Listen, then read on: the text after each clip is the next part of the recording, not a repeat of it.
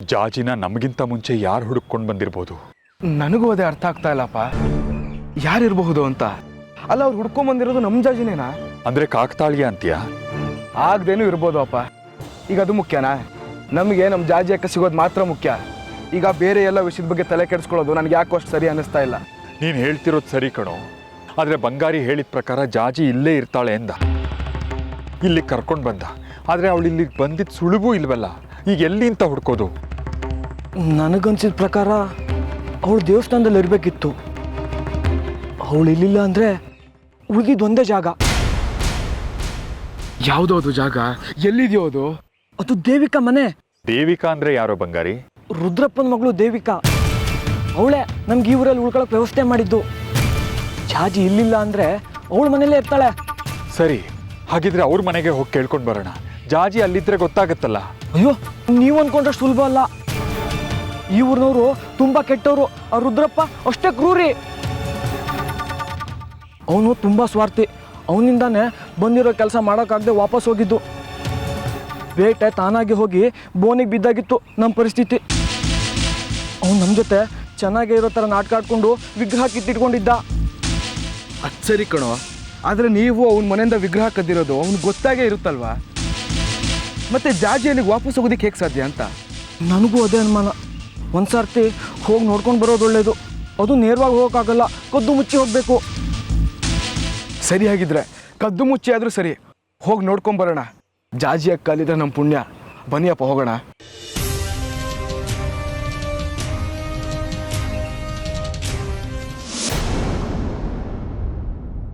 ಯಜಮಾನ್ರೆ, ತೋಟದ ಮನೆಗೆ ಹೋಗ್ಬಾರೋ ಅಂದರೆ ಇಷ್ಟೊತ್ತು ಮಾಡಿದೆಯಲ್ಲೋ? ಇಲ್ಲಿರೋ ಕೆಲಸ ಯಾರು ಮಾಡ್ತಾರೆ? ನಿಮಗೆಲ್ಲ ಕೂಲಿ ಕೊಟ್ಟು ಸಾಕೊಂಡಿರೋದು ಮೈಗಳ್ತನ ಮಾಡೋದಕ್ಕೇನಾ? ಅದು ಅದೇನಂತ ಬಗಳೋ? ನಾನು ತೋಟದ ಮನೆಯಿಂದ ಬೇಗನೆ ಹೊರಟೆ. ದಾರಿ ಮಧ್ಯೆ ಕನಕಾಂಬರಿ ಅವ್ರು ಸಿಕ್ಕಿ ಮಾತಾಡ್ಸಿದ್ರು. ಇಷ್ಟೊತ್ತಾಯ್ತು.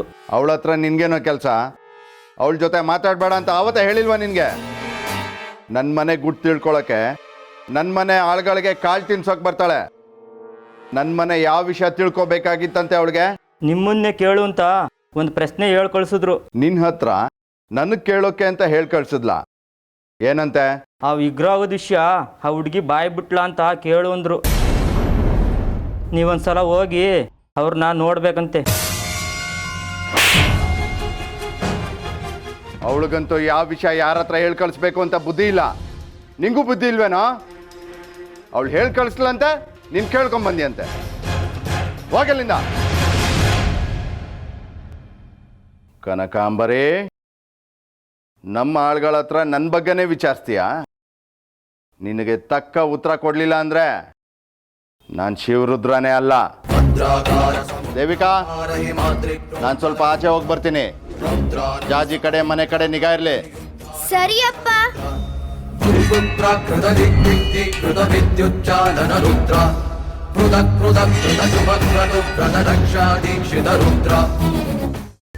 ಕೈಮಾ ಲಿವರ್ ಚಕ್ಕಣ ಮಾಡುವ ವಿಧಾನ: ಒಂದು ಬಾಣಲಿಗೆ ಎಣ್ಣೆ, ಈರುಳ್ಳಿ ಹಾಕಿ ಹುರಿದು ಶುಂಠಿ ಬೆಳ್ಳುಳ್ಳಿ ಪೇಸ್ಟ್, ಅರಿಶಿನ, ಪುದೀನ, ಕೊತ್ತಂಬರಿ ಸೊಪ್ಪು, ಲಿವರ್, ನೀರು, ಬೇಯಿಸಿದ ಕೈಮಾ, ಟೊಮ್ಯಾಟೊ ಪ್ಯೂರಿ, ಗರಂ ಮಸಾಲ, ತುಪ್ಪ ಮುಚ್ಚಳ ಮುಚ್ಚಿ ಬೇಯಿಸಿ. ಈಗ ಕೈಮಾ ಲಿವರ್ ಚಾಕಣ ಸವಿಯಲು ಸಿದ್ಧ. ನಮ್ಮ ಇವತ್ತಿನ ಕಾರ್ಯಕ್ರಮದಲ್ಲಿ GFC ಖ್ಯಾತಿಯ ಕೃಷ್ಣಪ್ಪನವರು ಒಳ್ಳೆ ಚಾಕ್ನವನ್ನ ಮಾಡಿ ಕೊಟ್ಟಿದ್ದಾರೆ. ಹೆಂಗಿದೆ ಅಂತ ಎಲ್ಲ ಹೇಳಕ್ಕಾಗಲ್ಲ, ನೀವು ಮಾಡ್ಕೊಂಡ್ರೆ.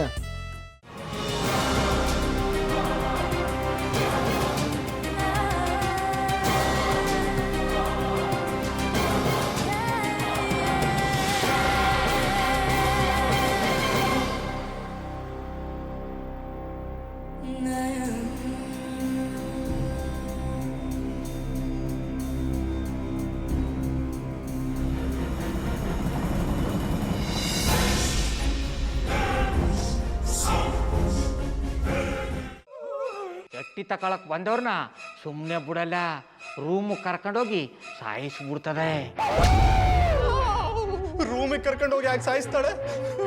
ಯಾಕಂದ್ರೆ ಅದು ಅವಳು ಪ್ರಿಯಕರನ್ ಸಾಯಿಸಿದ ಜಾಗ, ಅದಕ್ಕೆ ಅಲ್ಲಿಗೆ ಕರ್ಕೊಂಡೋಗಿ ಸಾಯಿಸ್ಬಿಡ್ತದೆ. ಈ ಮನೇಲಿ ದೆವ್ವ ಇದೆ ಅಂತ ಭಾಸ್ಕರ್ ಅವ್ರು ನನ್ಗೆ ಹೇಳೇ ಇಲ್ಲ. ಅವ್ರ ಹಟ್ಟಿಲಿ ವಾಸ ಆಗಿದ್ರ ತಾನೆ ಹೇಳಕ. ಹಟ್ಟಿಲಿ ವಾಸ ಆಗಿರೋರ್ನ ಯಾನು ಮಾಡಲ್ಲ. ಆದ್ರೆ ಅಟ್ಟಿ ತಕೊಳಕ್ ಬಂದವ್ರನ್ನ ಅದು ಸುಮ್ಮನೆ ಬಿಡಲ್ಲ ಬಿಡಲ್ಲ ಬಿಡಲ್ಲ. ಇದನ್ನೆಲ್ಲ ಹೇಳ್ತಿದ್ಯಲ್ಲ, ನೀ ಯಾರು? ನಾನು ಅಟ್ಟಿ ವಾಚ್ಮ್ಯಾನು. ನಾನು ಅರ್ಜೆಂಟಾಗಿ ರಾಮನಗರ ಹೋಗ್ಬೇಕು. ನೀನು ವೆಹಿಕಲ್ ಕಳಿಸ್ತೀಯಾ? ಅಷ್ಟೇ ತಾನೇ, ಎಷ್ಟು ಗಂಟೆಗೆ ಅಂತ ಹೇಳಿ ಕಳಿಸ್ತೀನಿ. ಮೊನ್ನೆ ಯಾರೊಬ್ರನ್ನ ಕಳಿಸಿದ್ಯಲ್ಲ, ಅವನೇ ಕಳಿಸು, ಚೆನ್ನಾಗಿ ಓಡಿಸ್ತಾನ ಅವನು. ಮೊನ್ನೆನಾ?